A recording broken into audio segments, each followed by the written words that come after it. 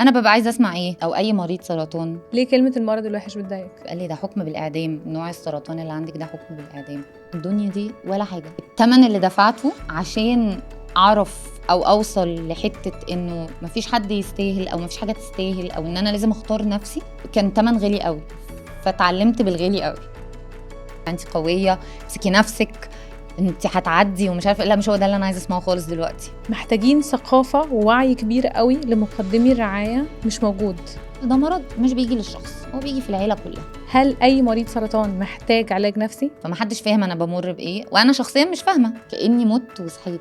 انا صحيت، طب انا عايزه ايه؟ لو حد في أسرتي مثلا مريض سرطان، اللي انتي قلتيه ده يساعدني. جه جوزي وقت ما اتعرفت عليه، فانا عندي سرطان على فكره، تعالج. عايز يقول لي عادي يا عم، انا ممكن انام اصحى عيان وكده. ساعات بيجي من بعديه خير الواحد ما بيبقاش شايفه. ومفيش أحلى في الدنيا من إن الواحد يعيش يساعد ناس تانيين. انتي بتسالي اللي قدامك ازاي اقدر اساعد. في ناس كتير مش مدركة أو مش فاهمة تأثير الكلمات على مناعة الشخص، وبالتالي على قدرته على مقاومة المرض. عملت اقصى ما في وسعي وحاولت، وربنا بيفتح عليا. ده السؤال الكبير.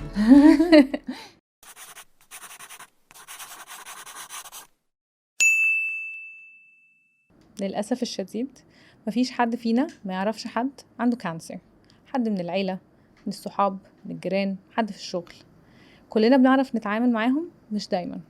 بنعرف نقول ايه وما نقولش ايه، مش دايما. دي حاجة مهمة قوي قوي قوي، لأن نفسية المريض حاجة أساسية في رحلة علاجه. وعشان كده معانا النهاردة نور شكري. نور، لو طلبت منك تعرفي نفسك تقولي ايه؟ هقول انا نور شكري، متعافيه من سرطان الثدي. اتشخصت من 5 سنين، ولما اتشخصت من 5 سنين ربنا الهمني اني اعمل مجتمع لدعم مرضى السرطان، اللي انا ما كنتش فاهماه بالمناسبه، وما زلت يعني مش هدعي اني فاهماه.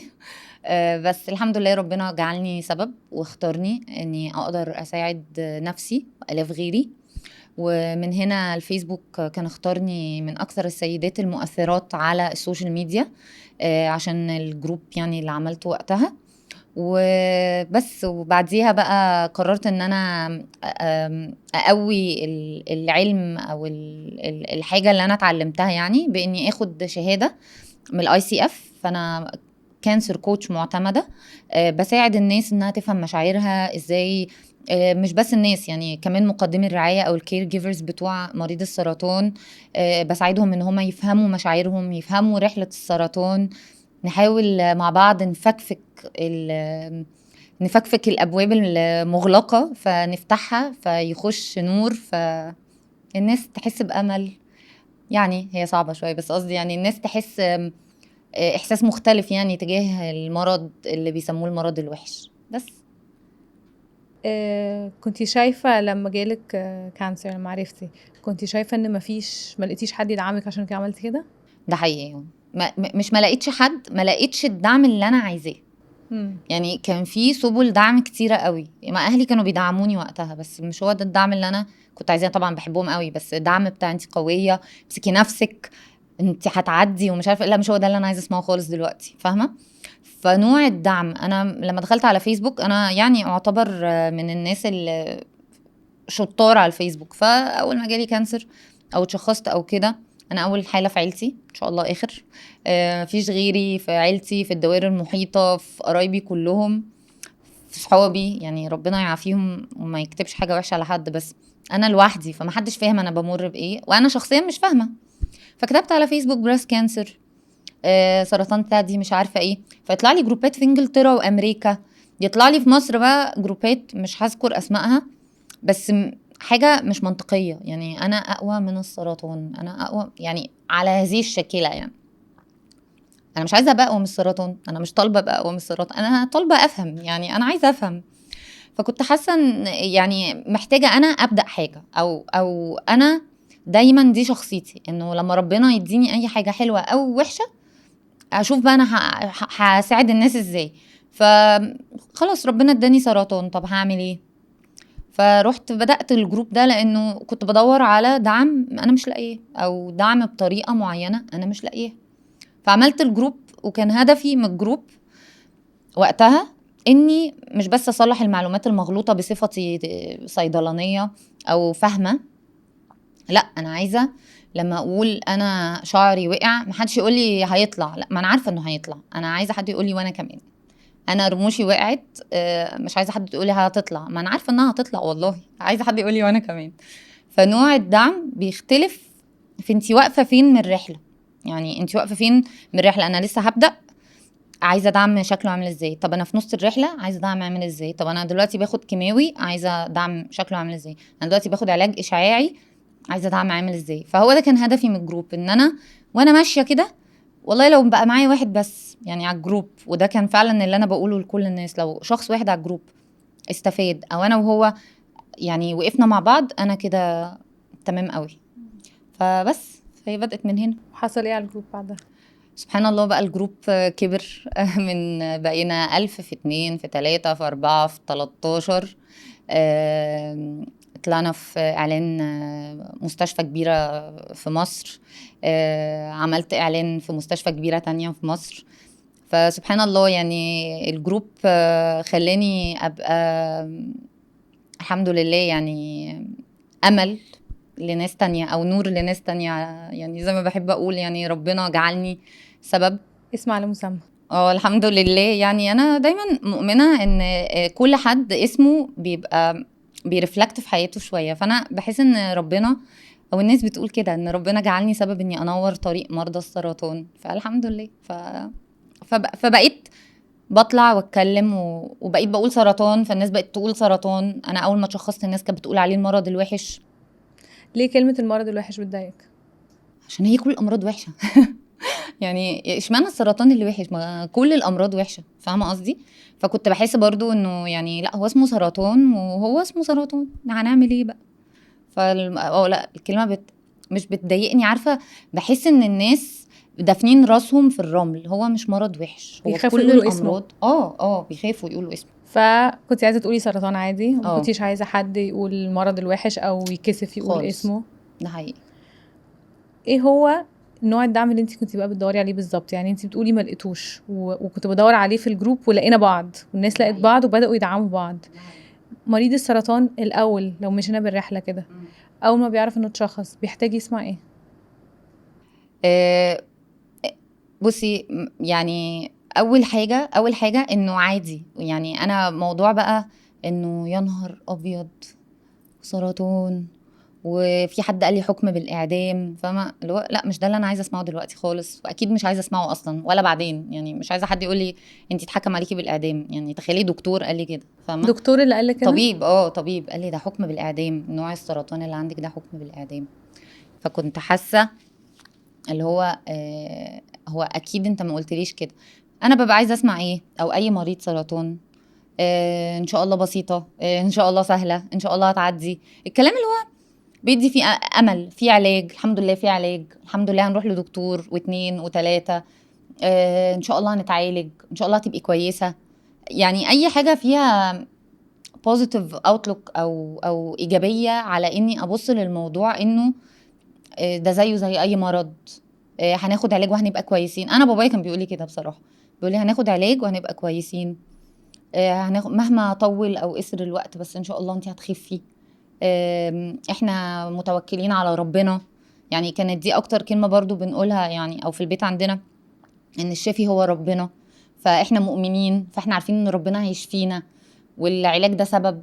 عارفه اللي هو الكلام اللي ممكن يبان انه بيسك قوي، ما احنا عارفين ان العلاج سبب وعارفين ان ربنا هو الشافي وكل ده، بس الواحد لما بيبقى جوه الحاجه ما بيبقاش شايف الحاجه دي. يعني انا اول ما اتشخصت انا فاكره انا كنت زعلانه من ربنا جدا جدا جدا جدا، فمش عارفه بقى اشوف اي حاجه ليها علاقه بانه ربنا هو الشافي وربنا وربنا وربنا، لا انا كنت شايفه ليه واشمعنى انا، وليه اهلي وانا لسه صغيره، وانت يعني يا رب استغفر الله العظيم يا رب طبعا، يعني هو غضبانه ليه عملت فيا كده، فاهمه؟ فانت بقى بتبقي عايزه حد يعني يقولك افكار مختلفه فتبتدي انت تهدي. فبابايا هو الصراحه كان بيلعب الدور ده بقى، اللي هو ايه، ما ينفعش كده يا بابا، استغفري ربنا، هو ربنا هيعيش فيكي ان شاء الله، انت قويه.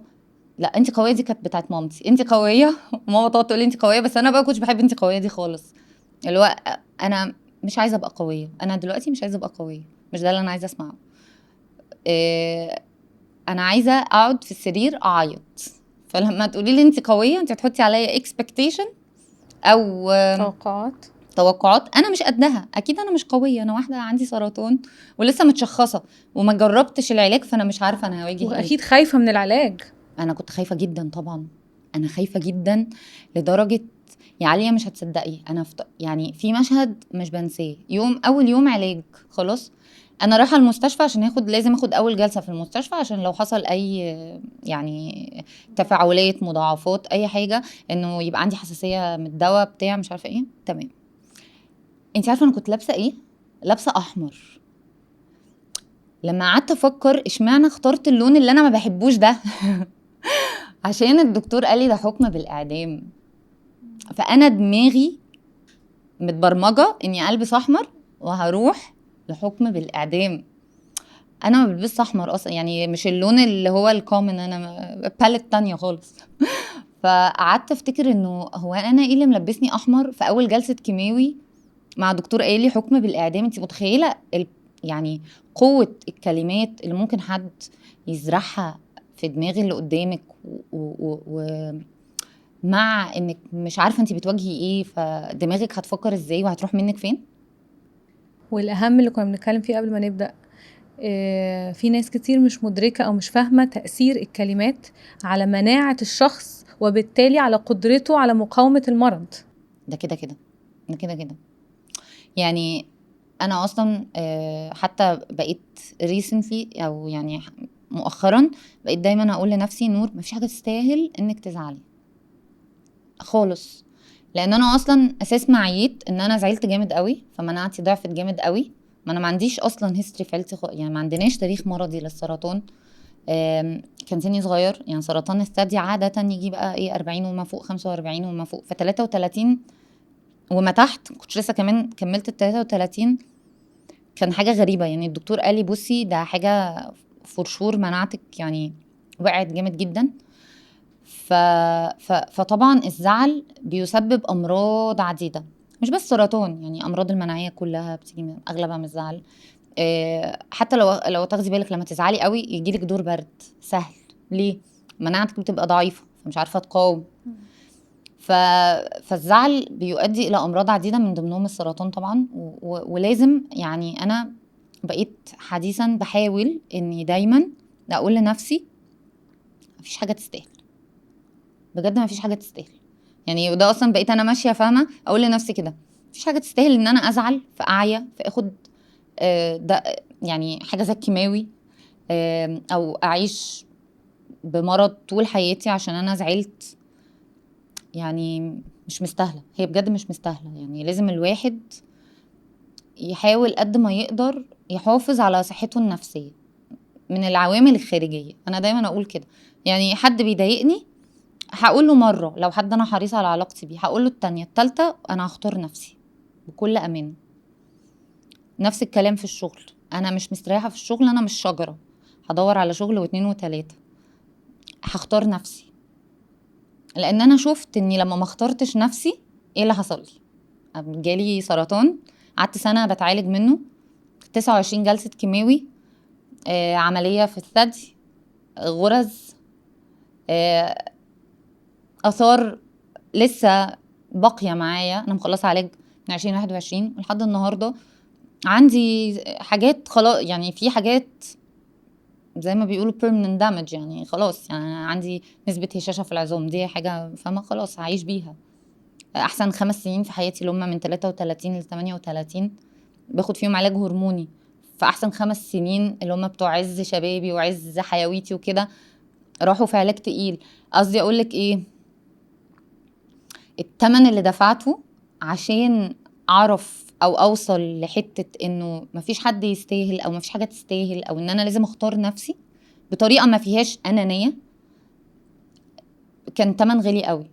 فتعلمت بالغالي قوي بس.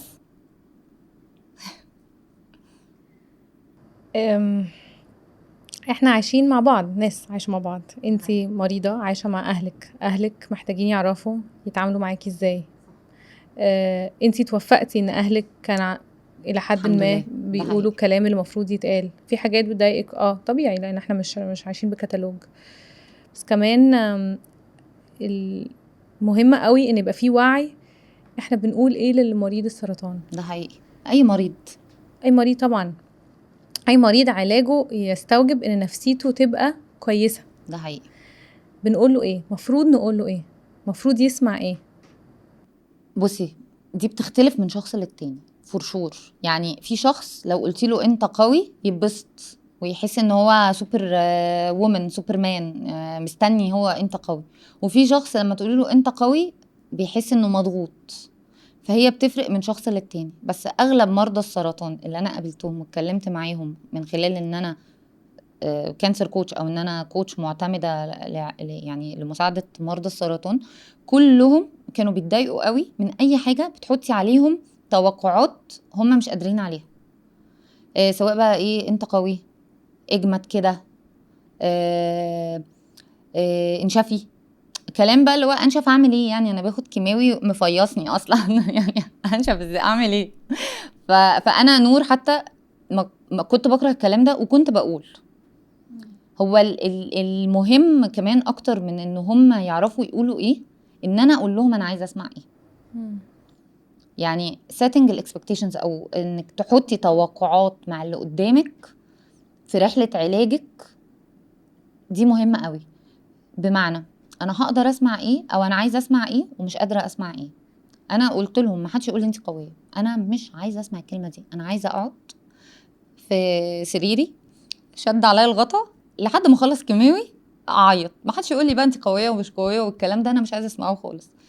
فسيتنج الاكسبكتيشن او التوقع ده مهم جدا. كان تاني توقع انا حطيته مع الناس او مع المقربين مني، انا من جوايا اكيد ما نفسيش افوت اي حاجه لاي حد، بس اللي هقدر اعمله هعمله، واللي مش هقدر اعمله اتمنى انكم تتفهموا وما يبقاش فيه اي لوم. يعني انا قلت لكل اصحابي المقربين انا مش عايزه حد يكلمني يقول لي كلمتك وما ردتيش، إيه انتي قلتي انك جايه وما جيتيش، اي حاجه فيها يعني طاقه سلبيه عليا. اي لوم وعتاب. ايوه، اي لوم وعتاب. ليه؟ لانه مش دايما البني ادم عنده القدره النفسيه انه يدادي، فهنخسر بعض، فهنزعل من بعض، فهنلاقي العلاقه توترت. فالاهم من اني الناس تبقى عارفه هي تقول ايه، انا ابقى معرفهم انا في انهي مرحله من حياتي وعايزه اسمع ايه. بالذات لما تكون ناس تعنيلي، يعني امي، ابويا، جوزي، اخواتي، إيه لو عندي اطفال او عندي كبار شويه، يعني ابقى انا واضح معاهم وصريح. انا في المرحله دي هستحمل كذا وكذا وكذا، في المرحله دي مش هستحمل كذا وكذا. طبعا مش كل الناس بتعرف تعمل كده، مش كل الناس بتعرف تتكلم، ومش كل الناس بتعرف تعبر عن نفسها. كنت انا محظوظه زي ما انتي قلتي ان انا بعرف اعبر عن نفسي وان اهلي متفهمين الحمد لله. مش كل الناس كده، بس انا بشجع اي حد بيمر بحاجه تقيله انه ما يبقاش بقى كمان، يعني انت اصلا بتمر بحاجه صعبه وكمان كاتم جواك او ما بتتكلمش على اللي انت عايزه. لا، اتكلم. يعني دي الحاجه اللي دايما بنقولها للناس، اتكلموا، عبروا، اشرحوا، قولوا للناس. لان النهارده ممكن عاليه تقول انت قويه، هي عاليه مش عارفه ان هي بتحط عليا لود. هي هتعرف ازاي لو انا ما قلتلهاش؟ وعاليه بتعملها بنيه جميله وصافيه. انت فاهمه قصدي؟ نفس الكلام هي مامتي، يعني لما بتقول انت قويه هي قصدها تضايقني؟ طبعا لا، هي بالعكس، هي شايفاني قويه، واجب عليا ان انا اللي اصلح لها الحاجه. فده يعني في الحته بتاعت نقول ايه وما نقولش ايه، كل شخص ليه الكتالوج بتاعه. انا هسمع انت قويه وهتضغط، انا دماغي كده. انت هتسمعي انت قويه وهتنبسطي، انت دماغك كده. لا غلط فيكي ولا غلط فيا. يبقى ايه بقى الحل الوسط بتاع القصه دي؟ ان عاليه تقول انا تمام مع انت قويه، ونور تقول انا مش تمام مع انت قويه. فيبقى اللي قدامي عارف يقول لي ايه وعارف يقول لعاليه ايه.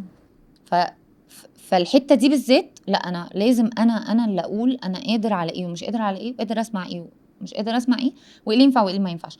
بس طبعا في حاجات بيسك قوي، يعني ما ينفعش مثلا الدكتور كان قال لي ده حكم بالاعدام، فدي حاجه يعني وانت بديهيه قوي ان هو ما كانش كمان ينفع يقولها يعني. قلتي ان الدكتوره اصلا اول ما عملتي الماموجرام قالت لك وانت لوحدك في ساعتها. ده مثلا ده دي بقى مصيبه. ده خطأ مهني اصلا، يعني مش بس مصيبه. يعني هو ما ينفعش دكتور دكتور الاشعه من الاشعه يقول المفروض تستنى الريبورت او التقرير يطلع، وبعد ما التقرير يطلع بقى وانا اخده واروح للدكتور، الدكتور يبقى يقول لي وكده. لا هي قالت لي فعلا وانا لوحدي خالص خالص خالص. وهي سالتني قالت لي انت لوحدك؟ انا لوحدي مش معايا حد، لانه انا اصلا ما كنتش متوقعه انه يبقى سرطان الصراحه يعني. فراحت قالت لي بس ده سرطان. انا يا ستي، وانا كل اللي طالع عليا كنت لسه رايحه شغل جديد، فعماله اقول لها طب وده هيأثر عليا في الشغل؟ طبعا برضو البني ادم اولوياته كانت غريبه وهو صغير، او مش اولوياته غريبه، الشغل اولويه طبعا، بس قصدي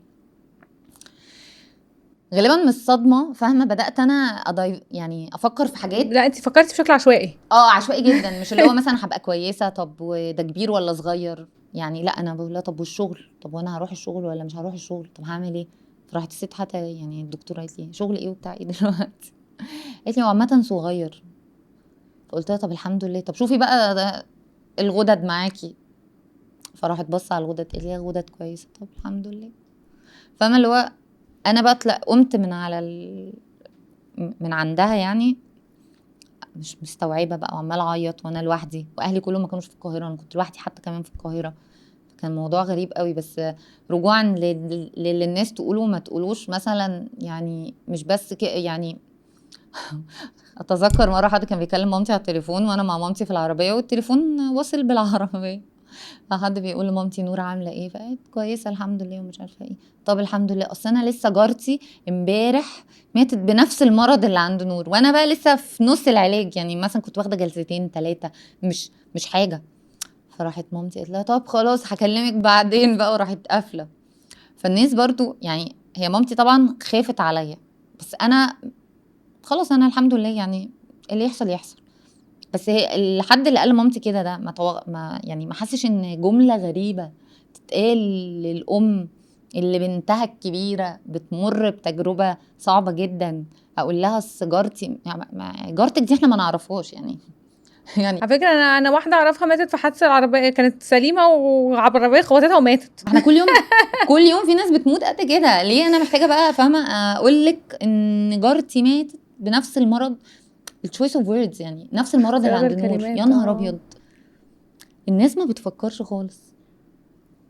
وده يجيبني النقطة برضو انه مقدمي الرعاية زي ما انت كنتي تقولي هم كمان مضغوطين، بس وكنتي تقولي لي ما عندهمش فرصة يعبروا عن الضغط. يعني انا مش قادرة استوعب مامتك وباباكي واخواتك كانوا حاسين بايه، ومش عارفين يعبروا عن اللي حاسين بيه، ومش عارفين يقولوا ان هم تعبانين علشان ما عندهمش المساحة دي، وده طبيعي ومش غلط منك ومش غلط فيهم. لا طبعا.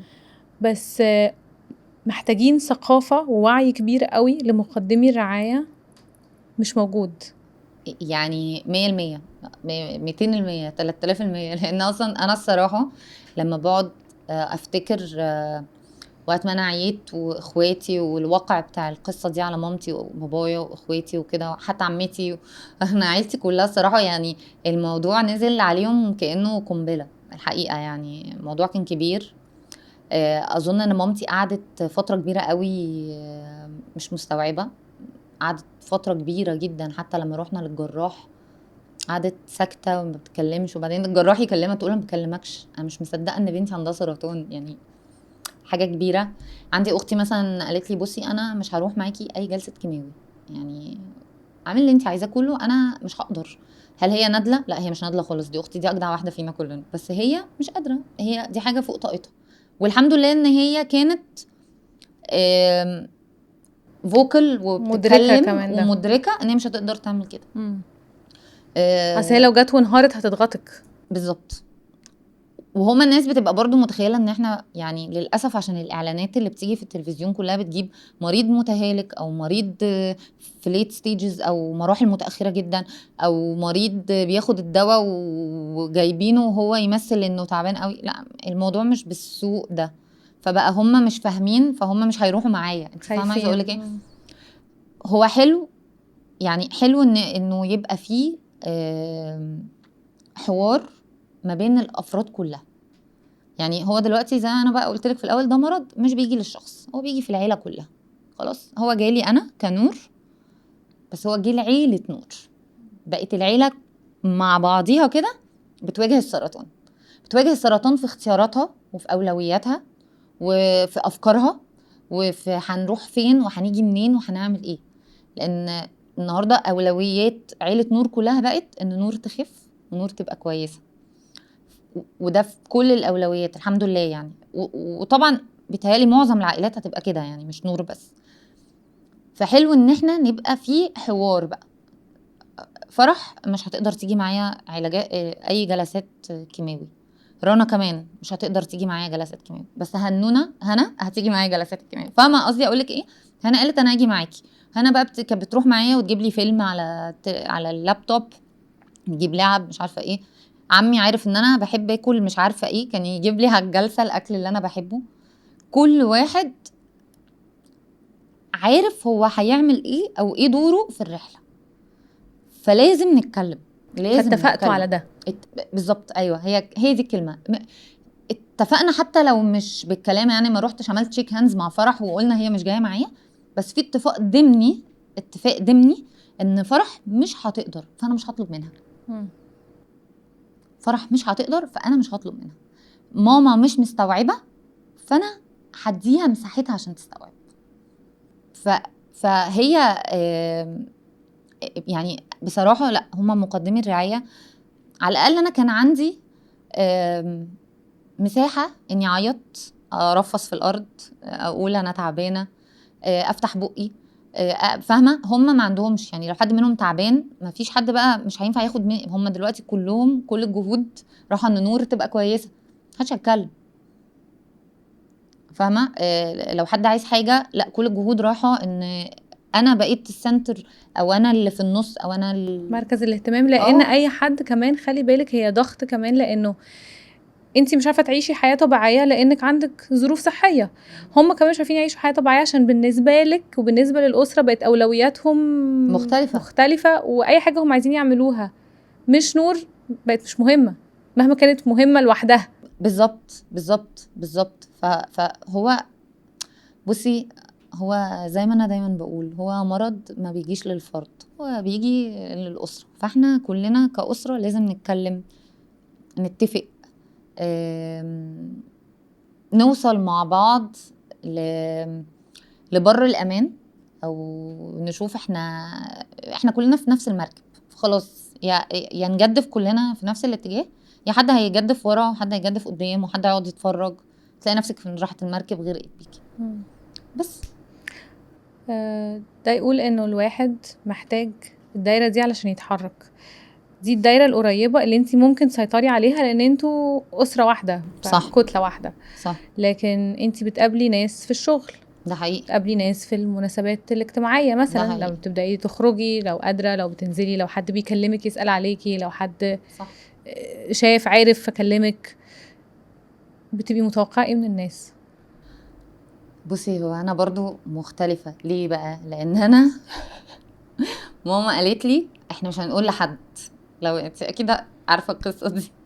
وماما قالت لي احنا مش هنقول لحد. فانا طلعت كتبت على فيسبوك وانا عندي 15,000 فولور وعندي فاهمة 3000 فريند ومعرفش ايه، رحت كاتبه انا يا جماعة جالي سرطان. فبقى كل الناس عارفة ان نور عندها سرطان.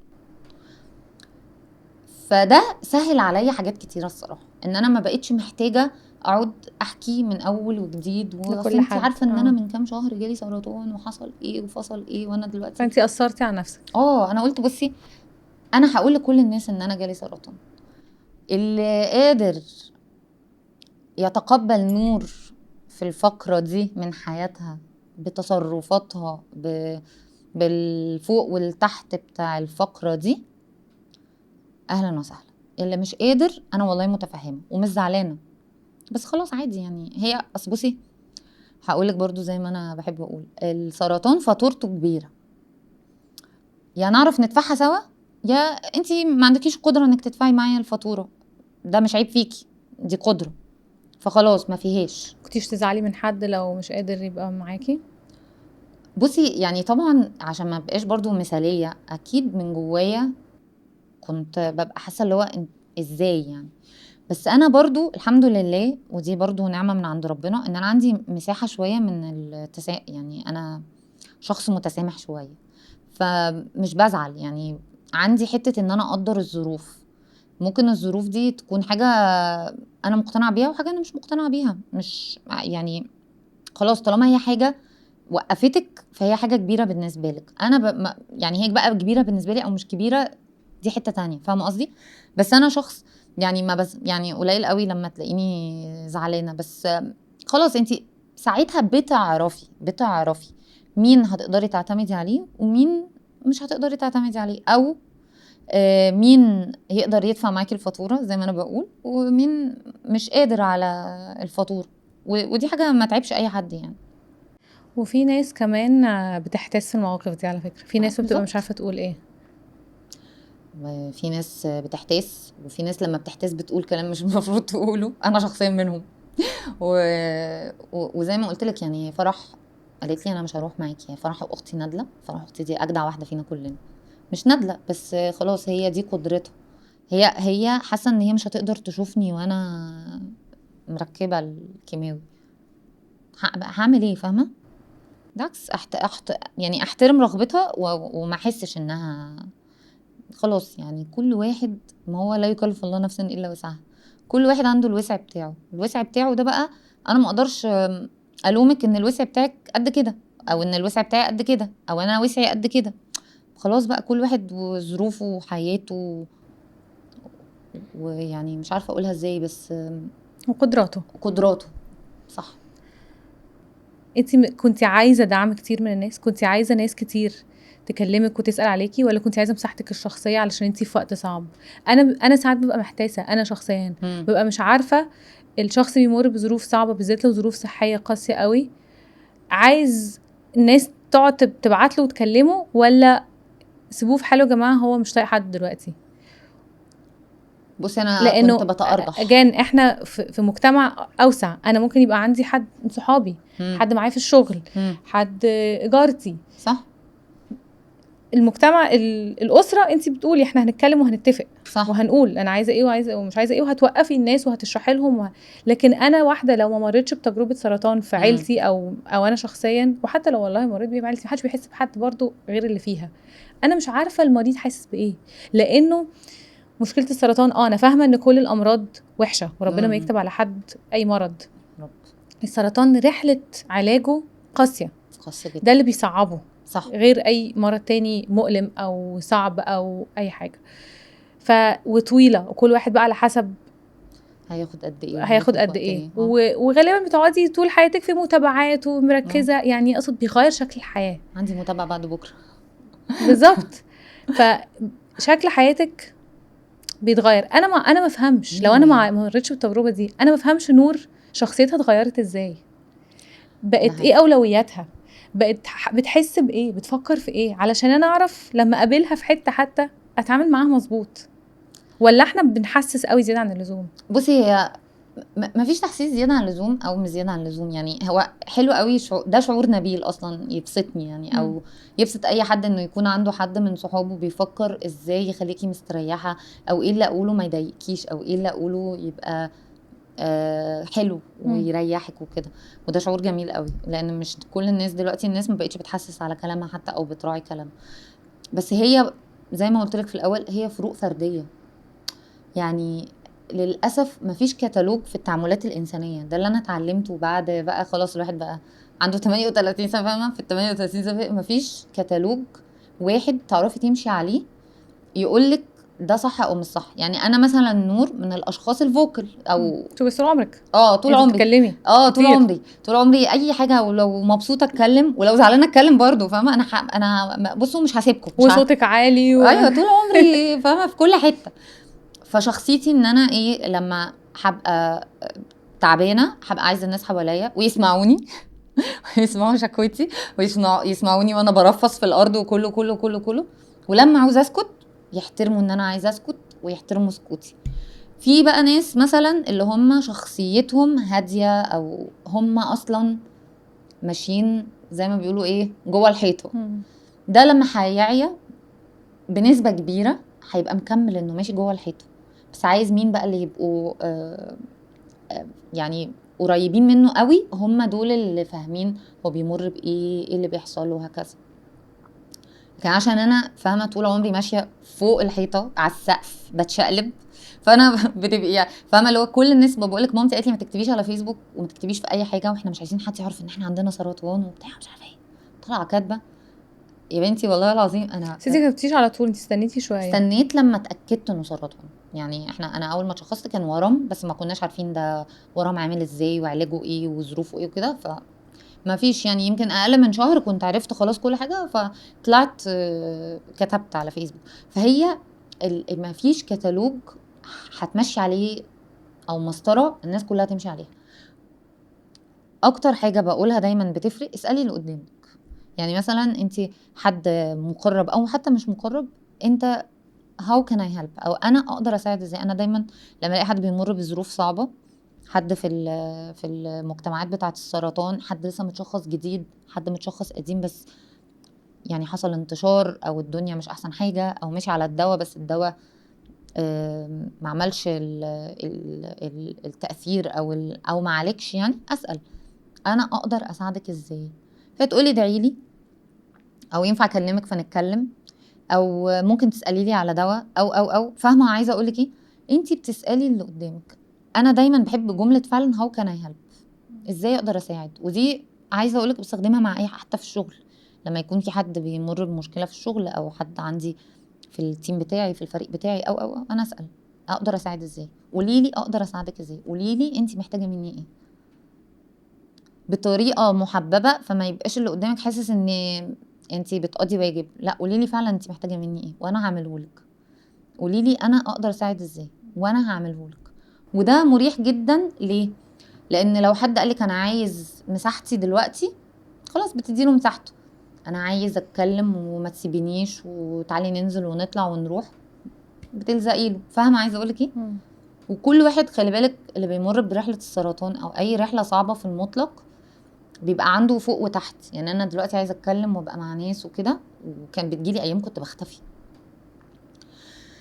واقفل تليفوني ومش عايزه حد يكلمني، مش عايزه اتكلم مع حد. انا فاكره وقت مرموشي وقعت دي كانت يعني فاهمه كأن في على رأي بابا يعني بجد انتي شعرك وقع وما عملناش المصاب الأليم اللي حصل في رموشك. يعني رموشي لما وقعت ما تفهميش بقى كأنها القشة التي قسمت ظهر البعير. يعني ما مثلا حواجبي خفت قوي وشعري وقع بنسبة كبيرة، كان متبقي لي مثلا 20 أو 30% من شعري، وبعدين جه صف رموشي وقع اللي تحت ده.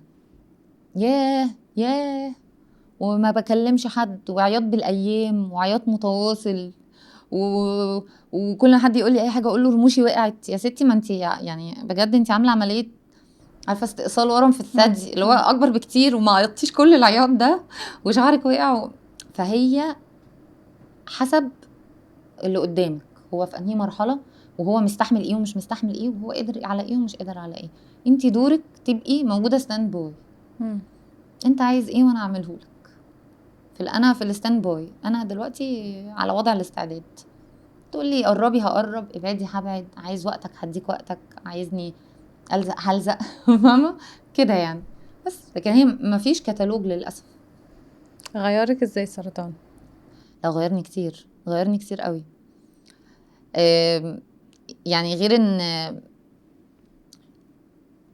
يعني هو غير طبعا ان انا السرطان عرفني ان الحياه دي الدنيا كلها ولا حاجه. الدنيا دي ولا حاجه، او يمكن هي دي اكتر حاجه دايما بقولها. يعني السرطان انتي، انا كنت حاسه اني لما الدكتور قال لي حكم بالاعدام فخلاص انا هموت. بعدين ما متش انا، ايوه ما متش قاعده بقى اهو وكنت حاسه ان انا يعني كاني مت وصحيت. فانا اللي فات كله كوم، واللي جاي بقى كوم جديد خالص. انا صحيت، طب انا عايزه ايه؟ يعني انا عايزه ايه؟ انا صحيت، انا عايزه ايه؟ انا عايزه حياتي تبقى عامله ازاي؟ انا عايزه علاقتي باهلي واخواتي تبقى عامله ازاي؟ انا عايزه اعمل ايه في شغلي؟ انا غيرت كارير اصلا بعد السرطان. يعني انا غيرت شغلي بقيت حاسه ان انا عايزه ربنا اداني منحه، انا عايزه اساعد. فاهمه؟ خلاني ما بقاش بزعل على حاجات ممكن الناس التانية تزعل عليها، مش بقلل من زعلهم، بس قصدي عارفه لما تبقي حطيتي كل حاجه في مكانها، يعني عارفه كانها بازل كده، الحته الصغيره دي في الحته الصغيره، الحته الكبيره دي في الحته الكبيره. فما بقتش مثلا، يعني ما بقتش بحس ان انا في حاجه تستاهل اني ازعل كل الزعل ده فاعيا تاني مثلا. فاهمه قصدي؟ ايه بقى في الحته الكبيره عندك؟ ايه بقى في الحته الكبيره؟ ايه السؤال الكبير ده؟ ايه في الحته يعني الحته الكبيره اللي بتعني لك كتير؟ تعني لي كتير. هما دفنة لي اهلي. يعني دي الحاجه الوحيده اللي ممكن حد يعرف يمسكني منها، بس اي حاجه تانية. بس انت اصلا طول عمرك كده. ده حقيقي. بس قصدي بقيت زياده، يمكن عشان وقت ما انا اتشخصت في الكورونا، فما كانش فيه مساحه ان الناس تبقى حواليا، وكانوا بس اللي موجودين بجد. المحنه دي كمان جت في وقت صعب لعيلتي في المطلق. يعني كنا بنمر بظروف كأسرة تقيلة شوية، وما كانش بقى كمان ناقصها السرطان حرفيا، يعني ما كانش ناقصها السرطان خالص. فلما جه السرطان ولقيتهم بيحطوني أولوية بكل ما تعنيه الكلمة، كل حد بيفكر بطريقته هو ازاي انا هقدر اساعد. حتى هنا اختي الصغننه، فاهمه كانت في الجامعه، يعني فاهمه اللي هو طب لا انقل جامعه تانية عشان لو انتوا محتاجين الفلوس لعلاج نور. انت فاهمه كل واحد بيفكر ازاي. ف... فهم انا طول عمري اهلي طبعا ليهم خصوصيه في حياتي، وهم اهم ناس في حياتي وكده.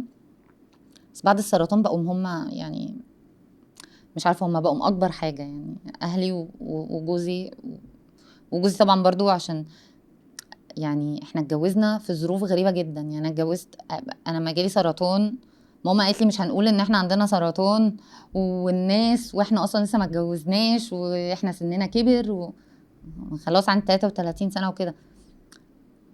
وفعلا بتشوفي ناس ما بيفهموش حاجه زي دي. بعد كده جه جوزي او اسلام وقت ما اتعرفت عليه، فانا عندي سرطان على فكره وبتعالج.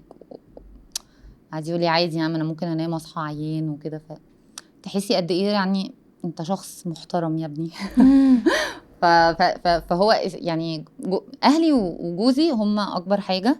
انت اتعرفتي على الاسلام وانت لسه اه بتتعالجي؟ اه وانا يعني انا اتعرفت على الاسلام اصلا من خلال الكوميونتي بتاعه السرطان، لاني كنت عايزه، انا كنت بعمل ايفنتس للكوميونتي وكان اسلام هو يعني هيعمل لي حاجه للكوميونتي وبتاع، ومن هنا اتعرفنا.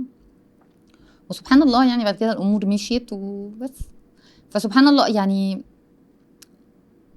يعني مش عارفه، بس يعني قصدي اقول السرطان ممكن الناس تبقى شايفاه بعبع ومصيبه وكده، بس ساعات بيجي من بعديه خير الواحد ما بيبقاش شايفه. الخير ان مثلا اتعرفت على جوزي من خلاله، الخير التاني ان انا غيرت كارير واشتغلت حاجات ليها علاقه بالسرطان، عشان انا كنت بعمل حاجات ليها علاقه بالسرطان. مثلا فيسبوك اختارني من اكتر السيدات المؤثرات على السوشيال ميديا، دي كانت حاجه كبيره وقتها. لاني بعمل حاجه ليها معنى كمان، مش اختارني كده عشان انا بطلع عامل الحاجات اللي بنشوفها على السوشيال ميديا وكده. لا يعني بعمل حاجه ليها الحمد لله اثر.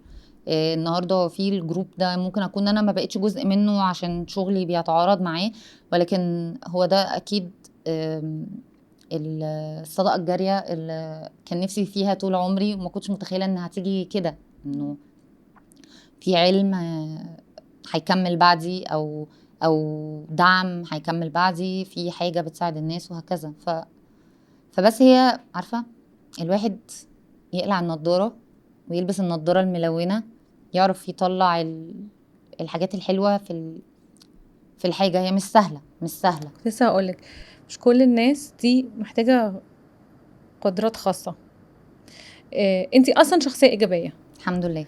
فمهما كان الموضوع كان صعب، انت عرفتي تدوري جوه، زي ما انت تقولي جوه المحنه على منحه ولقيتيها. لانه مفيش احلى في الدنيا من ان الواحد يعيش يساعد ناس تانيين. الحمد لله. لكن انا النهارده اتشخصت سرطان وما عنديش قوه دي يا نور، اعمل ايه ولازم افهم ايه عن حالتي النفسيه؟ بصي انا بقول انا اي حد اتشخص جديد اهم حاجه يبقى عارف هو عنده ايه وعلاجه هيبقى وقته قد ايه، ويبقى عارف كل حاجه عن الحاله. فيقدر دماغه تبقى بتبص للموضوع بشكل مختلف. يعني ايه؟ ازاي احول نظرتي تبقى ايجابيه لوضع زي ده؟ ما هي دي صعبه قوي برضه. ما هي صعبه جدا. هي مش شطاره مني، انا ما اعرفش، هو برضو غالبا عشان انا من زمان عامله كده، فاهمه؟ فهي جت معايا كده.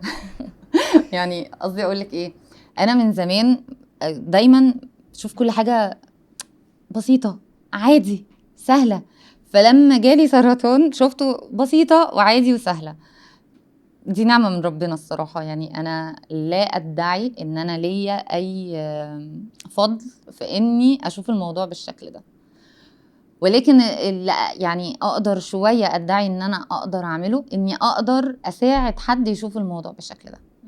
ازاي بقى؟ ان انا دلوقتي مثلا لما حد بيتشخص جديد بساله انت عندك ايه، فين، هتاخد علاج قد ايه العلاج اللي هتاخده.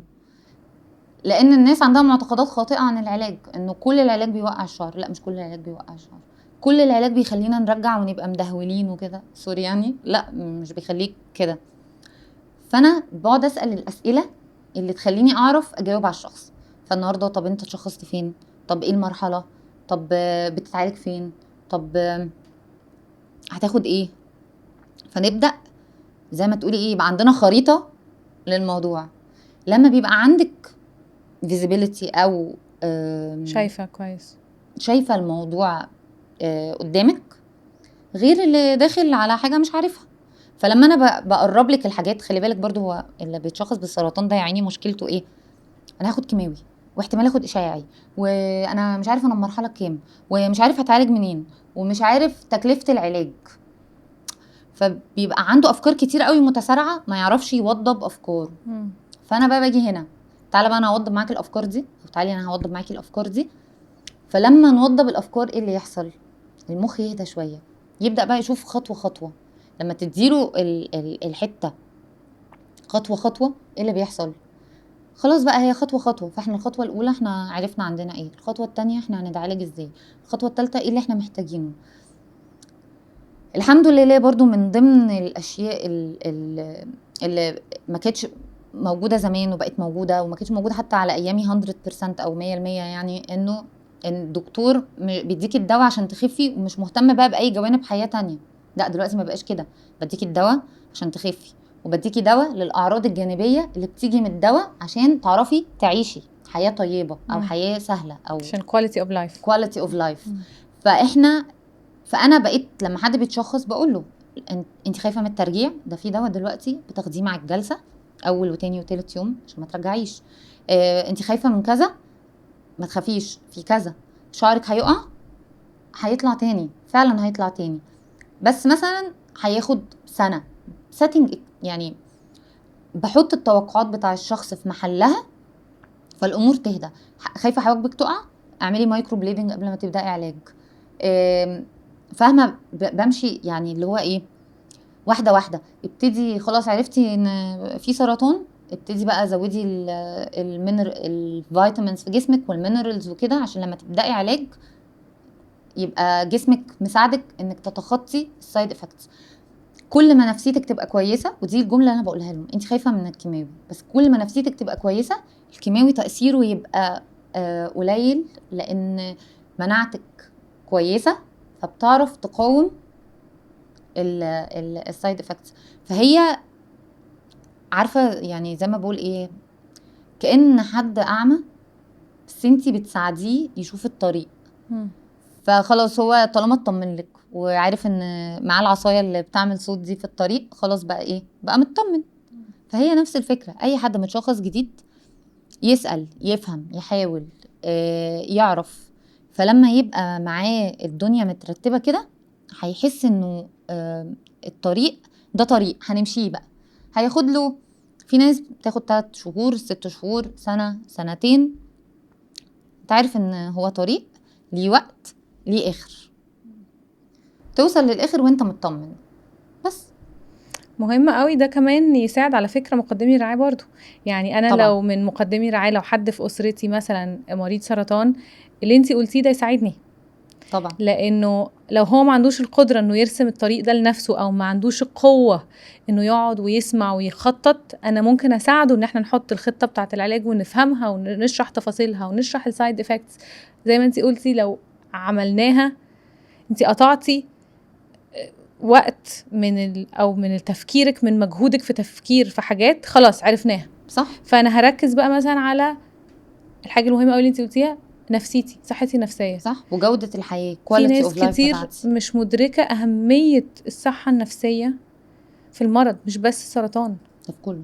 في كل الامراض. ما هو تاني اللي صحته النفسيه كويسه مناعته اقوى، فقدرته على المقاومه اعلى. هل اي مريض سرطان محتاج علاج نفسي، محتاج يروح ثيرابي؟ انا بقول انا اصلا من زمان قوي طبعا الحمد لله يعني بادفوكيت، او انا من زمان قوي شايفه ان العلاج النفسي ده مهم جدا من قبل حتى ما يجيلي سرطان. ليه؟ لانه مهم قوي ان الواحد يبقى طول الوقت، اصل العلاج النفسي ده مش بس هدفه ان نفسيتك تبقى حلوه، هو بيفكلك الكلاكيع اللي اتوجدت عشان المؤثرات الخارجيه اللي حواليكي، سواء كنتي في المدرسه، في اهلك، في تربيتي غلط، حصل لك احداث في حياتك اثرت عليكي. العلاج النفسي ده هدفه ان انتي الشخص يبقى شخص احسن، افك كلاكيعي فابقى شخص احسن. بالتالي انا لما ابقى شخص احسن نفسيتي ان شاء الله تبقى احسن، يبقى اثري في الحياه احسن، صحتي الجسديه احسن. خلي بالك برضو مثلا اللي بيحصل حوالينا مأثر علينا كتير، اللي بيحصل حوالينا مش بس في مصر، التغيرات اللي حاصله في كل العالم. انت تحسي ان انت عايشه في عالم مجنون دلوقتي، فده مأثر عليكي ومأثر على نفسيتك وضغطك. فبالتالي عشان كده مثلا نسبة السرطان زادت قوي، نسبة الأمراض المناعية في السن الصغير والسرطان في سن صغير زادت قوي. ليه؟ وإيه اللي حصل مختلف؟ يعني إيه اللي حصل مختلف؟ الضغط العصبي والنفسي والمادي اللي احنا بقينا عايشين فيه كلنا، والضغوطات اللي بنمر كلنا بيها مخلينا كلنا فاهمة مش لاحقين، كلنا عاملين زي اللي مربوط في ساقية. أنا مش لاحق أبص على نفسي، أبص أنا مبسوط ولا زعلان، أبص أنا إيه اللي بيحصل لي. انت عارفه دي مشكله كبيره قوي. دايما بقول احنا عايشين الحياه دلوقتي على اوتو بايلوت. احنا عايشين الايام يعني، او الايام بتعيشنا، فاهمه قصدي؟ صح. بنستنى الويكند عشان نتبسط، او الاجازه الصيف علشان نريح، بس مش بنخلي كل يوم يتحسب. يعني عارفه بنقول every day needs to count. I want every day to count. كل يوم يبقى فيه حاجه اطلع بيها كويسه ليا، صح، مهما كانت صغيره، عشان هو تراكمات، وعشان هو ده بيديكي دافع انك كل يوم تنامي تصحي. ما انا لما انا مثلا وقت السرطان، هو ايه اللي كان مديني دافع ان انا عايزه اتعالج وابقى كويسه وكده؟ ان انا شايفه الناس اللي حواليا، مش اهلي، الناس اللي عندهم سرطان زيي شايفيني نور، لو بقيت كويسه احنا كمان ان شاء الله نبقى كويسين. ان انا مثلا كنت اخش اكتب على الجروب اي حاجه فالناس كلها تبقى متاثره باللي انا بكتبه، فكنت حاسه ان انا عندي هدف للحياه. فده قواكي، ده قواني. هو لازم البني ادم يبقى عنده في المطلق هدف في الحياه. الهدف ده بيختلف من شخص للتاني، بيختلف بظروف الحياه من شخص للتاني. بس انا طول عمري من وانا صغيره هدفي او نفسي اترك اثر. فالاثر ده دايما بالنسبه لي كان اول مثلا ما اتخرجت من الشغل، ان انا اتخرجت صيدله، بس انا ما اشتغلتش صيدله، اشتغلت اتش ار. طب انا ليه بشتغل اتش ار؟ عشان عايز اساعد الناس. كنت بشتغل في ريكروتمنت، عايزه انا اخلي الناس تشتغل، عايزه اترك اثر في حياتهم يشتغلوا. بعد كده عملت جمعيه خيريه صغنونه. طب ليه؟ عشان عايزه اساعد الناس. الحمد لله كبرت. بعد كده كنت بمر مثلا بظروف نفسيه صعبه، فكنت عملت بيج على فيسبوك تساعد الناس. كنت بكتب حاجات فالناس تبعت لي تقول لي انت بتعبري عننا، فانا كنت بترك اثر بطريقه تانية، يعني بساعد الناس. طب جالي سرطان، طب هعمل جروب اساعد الناس. طب هغير بقى كارير واشتغل في شركه ادويه، يعني في شؤون المرضى. بعمل ايه في شؤون المرضى؟ بعمل توعيه وبعمل بعمل حاجات كتيره قوي، يعني حاجات ليها علاقه كلها بالمرضى، ومش بس السرطان، ده امراض كتيره قوي. فالحمد لله ربنا، يعني انا كنت صادقه في نيتي اني عايزه اترك اثر مع السرطان، طب خدي بقى واتركي اثر في امراض اخرى كمان باذن الله يعني. ف فاللي انا عايزه اقوله ايه، ان طول الوقت انا عندي الحمد لله purpose، او عندي هدف، او عندي حاجة تخليني اصحى الصبح عايزة اعمل حاجة. وده مش لازم يكون حاجه كبيره. يعني انا لو ام وعندي اطفال بتهيألي انا نور شكري بشخصيتي هيبقى هما دول هدفي الهدف. ان انا اربي عيال سويه كويسه محترمه، ينشأوا في اسره سويه صحيه. فاهمه عايزه اقول لك ايه؟ وقت ما كنت عايشه مع اهلي كنت ان انا ابقى ابنه بره باهلي واخواتي وبامي وابويا. فالهدف ده مش لازم يبقى حاجه مجعلصه، يعني لو انا هقلب الكون وهبقى سوبر وومن. ممكن يبقى هدف صغير قوي بس هو ده اللي يخليني اصحى كل يوم، وهو ده اللي يخليني عايزه ابقى احسن كل يوم، وهو ده اللي يخليني عايزه اشتغل على نفسي كل يوم. فاحنا مش لاحقين بقى، احنا مش لاحقين. يعني انا بفتكر من 10 سنين 15 سنه الامور كانت عامله ازاي ودلوقتي الدنيا عامله ازاي. انتي كمان دماغنا مش ديزايند او مش مؤهله كمان انها يخش لها كل المعلومات اللي بتجيلنا من كل السوشيال ميديا، من كل الاخبار اللي بنقراها سواء كانت سياسيه واخبار عامه ومش عارفه مين حصل له ايه. فلا الدنيا بقت ضغطه قوي وصعبه قوي. فاحنا محتاجين نحافظ، يعني تبقى اولويه ان انا احافظ على صحتي النفسيه في الجنان اللي احنا عايشينه ده، عشان خاطر ان صحتي النفسيه دي بقى هترفلكت على ايه؟ على صحتي البدنيه، هترفلكت على او يعني تنعكس على ايوه مش بس تنعكس، يعني هي عارفه يعني الايفكت بتاعها او تاثيرها هي ريبل ايفكت. فاهمه؟ يعني هي حاجه واحده كانك رميتي طوبه في الميه. فاهمه؟ بس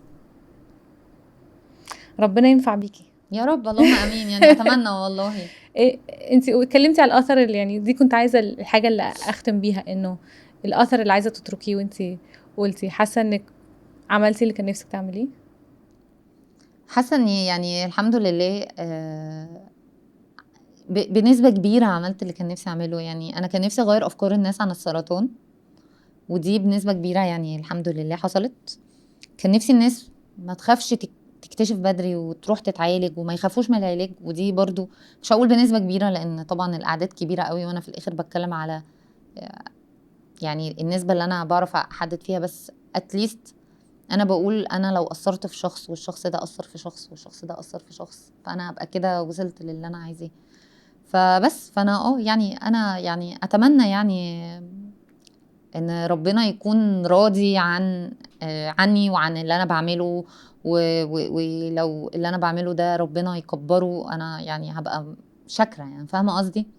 يعني انا حاسه ان انا عملت اقصى ما في وسعي وحاولت وربنا بيفتح عليا. فاهمه؟ فاي حاجه ربنا بيفتحها بقى بروح رايحه اجري فيها. يعني اخر حاجه الكانسر كوميونتي اللي انت عملتيها دي، انت تقولي انت مش ماسكاها دلوقتي عشان بتتعارض مع شغلك، بس هي مكمله. مكمله طبعا. فاللي عايز دعم يخش عليها طبعا، يخش على الجروب، وفي ناس هتساعده، وفي ناس تتكلم عشان نحط اللينك بتاع الجروب. وانا عامه اصلا يعني بحضر من اني انا متعافيه من السرطان فانا لسه جزء من الكوميونتي ده طبعا. وبروح معاهم وبحضر ايفنتاتهم وكده. انا برضو لسه بتعالج يعني ممكن يكون على علاج اقل ضراوه من الكيماوي بس انا لسه على علاج. بس يعني انا جزء من الكوميونتي بس مش انا القائمه باعمالها يعني. بس حطوا طبعا اللينك بتاعها ويعني يا رب الناس فعلا تكون شايفه الكوميونتي ده زي ما انا شايفاه. في حاجه تانية عايز تقوليها؟ لا حاسه ان انا اتكلمت كتير. يا رب الناس تبقى انا بتكلم كتير طول الوقت بس يعني ان شاء الله الناس يعني تبقى حاجه مفيده. لو اي حد محتاج اي حاجه يعني لو ينفع اقول كده عادي كلموني. اي حد متشخص جديد، اي حد بيمر بحاجه صعبه، انا دايما يعني بحس ان انا لازم اسبورت من قلبي يعني. فبس ربنا ينفع بيكي تاني. يا رب، اللهم امين. وبيكي هستنى تقولوا لنا رايكم ايه في الحلقه دي، وعايزيننا نتكلم في ايه في الحلقات الجايه. وما تنسوش تعملوا سبسكرايب على الشانل، وهنحط اللينك بتاع الجروب تحت.